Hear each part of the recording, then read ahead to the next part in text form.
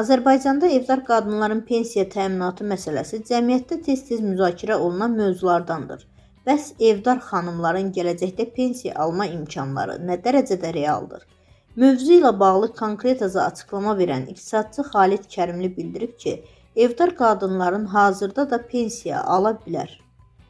Lakin bu yalnız minimum məbləğdə olur. Evdar qadınlar 65 yaşına çatdıqda yaşa görə pensiya almaq hüququ əldə edirlər.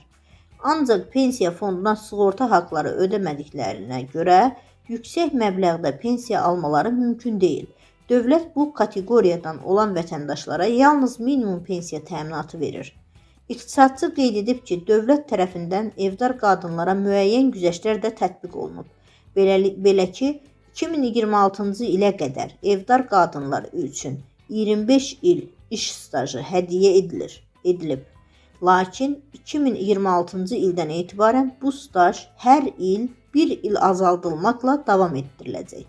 Məsələn, 2026-cı ildə tələb olunan staj 24 il, 2027-ci ildə isə 23 il təşkil edəcək.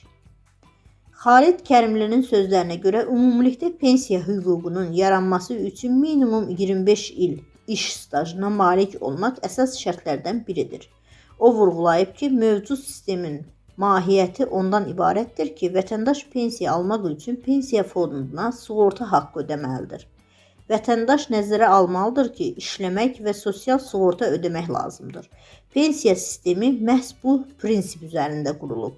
Beləliklə, evdar qadınların pensiya alma imkanı real olsa da, bu əsasən minimum pensiya ilə məhdudlaşır və daha yüksək təqaüd üçün rəsmi məşğulluq və sığorta ödənişləri zəruridir.